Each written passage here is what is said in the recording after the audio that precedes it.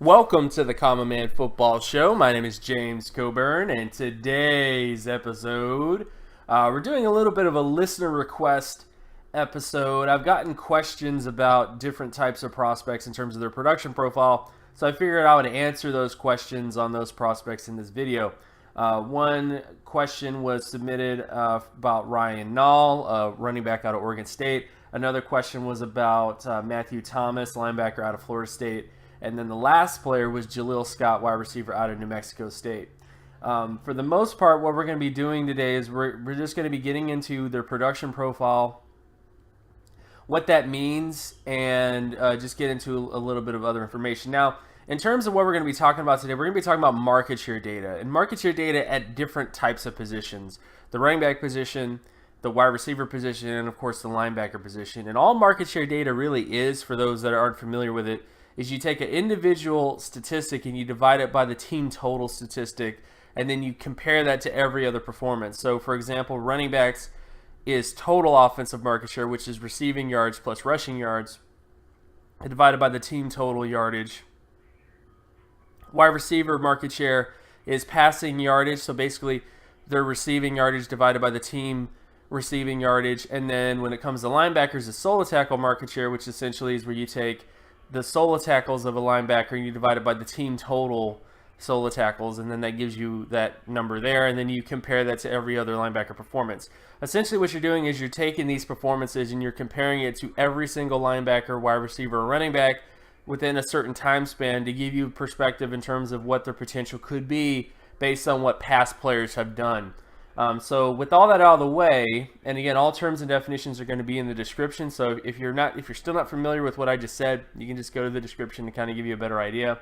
But first off, let's get to Ryan Nall. Ryan Nall, the running back out of Oregon State. When it comes to his market share production score, he had a 59.40 out of 100. Based on my data since the 1969 NFL draft class, he doesn't hit the All-Pro threshold or 5-time Pro Bowl threshold, but he does hit at least the bottom-end threshold for 3-time Pro Bowl, meaning that the minimum production mark of a multiple Pro Bowl running back since 1969 was around 52. So he at least hits the 3-time Pro Bowl area. However, when you look at the averages at the position, so this is basically the average score of All-Pro back, the average score of a Pro Bowl back, and the average score of a starter back, he doesn't quite hit the averages in those areas. So Ryan Nall essentially would be not a true outlier if he was to become a multiple Pro Bowl back, but definitely a guy that I think is very less likely than most to become like a starter or Pro Bowl type. Even though he did hit the bottom end threshold, it's important to note that that's the bottom end threshold. Like that's last call at the bar type thing, if you will. So it doesn't mean that it's out of the realm of possibility. It's just it's not as common to see a guy become a 3-time Pro Bowler who puts up a type of production mark like that. So that's the only sort of issue in terms of Ryan Nall, in terms of his overall profile. In terms of what he looks like on film, I mean, just to give a film perspective, I do like him. I think he's a guy that kind of does a little bit of everything. I question what his actual speed will be, and that'll be a big thing to see what happens at the combine with him. But he's definitely a fun back to watch. For the most part, and I think he's a guy that does have a chance to possibly be like a day 3 pick in this, just because there's so many running backs in this class that I think he'll most likely be a day 3 pick, but I do think he's a solid all-around running back. Next up, we have Matthew Thomas, a linebacker out of Florida State. When it comes to his data, he had a 66.16 solo tackle market share score. Based on my data since the 1989 NFL draft class for defensive players, he does not hit the All-Pro threshold, nor does he hit the Pro Bowl threshold when it comes to the position. So not very likely that he becomes a Pro Bowler or All-Pro type. And then when you look at the averages of the position, this puts it in a little bit better perspective for a lot of you guys. The average All-Pro score is 96.55. 95, excuse me. The average for a Pro Bowl player is 88.36, and the average for a starting player, 64 starts or more in their career, is 79.52 out of 100. So not only has Matthew Thomas not quite hit the bottom end thresholds when it comes to solo tackle data, he doesn't really hit the averages at starters, Pro Bowlers, or All-Pro either. So that's going to be a question, is that Thomas, and don't get me wrong, Thomas definitely could become a starter. There's definitely been starters that have scored 66 or less in some cases, but athletic testing is going to be a big deal in terms of what his overall profile is going to look like. So that's the only thing I would worry about with Matthew Thomas is, like, he definitely has a chance to become a starter, potentially, but it's not as likely to become a starter based on how past players usually perform when it comes to starters, Pro Bowlers, and stuff like that. And plus, Pro Bowl and All-Pro, I would just take that off the table. Very unlikely for that to happen with a guy like him. So starter is realistically what you're looking at potentially with him, and not much more than that.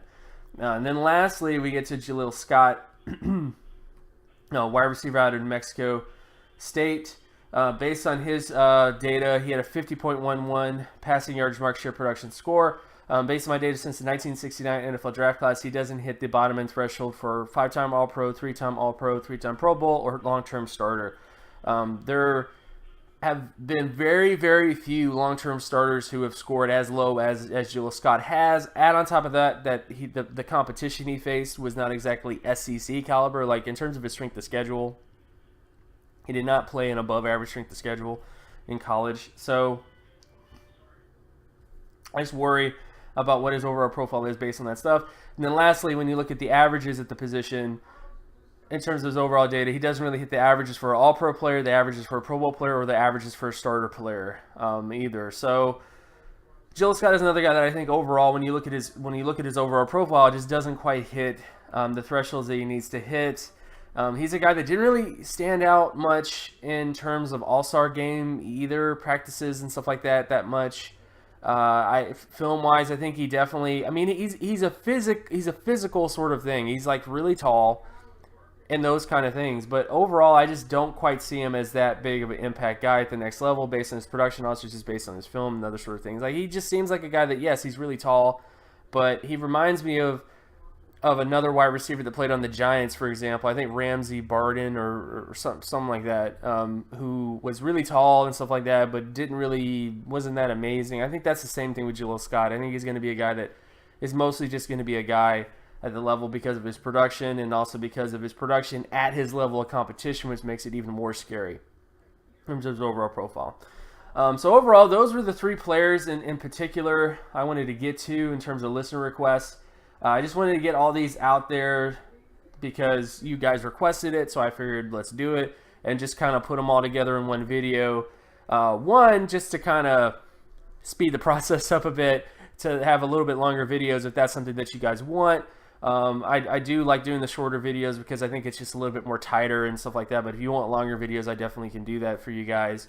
Or like, say, put a bunch of players into one video and do that type of thing, even though it's a little bit harder to find in terms of search engines and stuff like that. But overall, this is basically the listeners' request video. I'm going to be doing more of these in the future if I get more requests. I know I got a lot of requests for different sort of things, different video ideas, and I'm definitely going to get to those as I can. But for the most part, of course, my name is James Coburn. You can find my other work at draftcoburn.wordpress.com. You can also follow me on Twitter at Geometrics. And if you like this content and you want more content like this, be sure to leave a like and subscribe. Share this video as well with anybody that you know. Hit that notification button so that you're always reminded when another video of mine drops.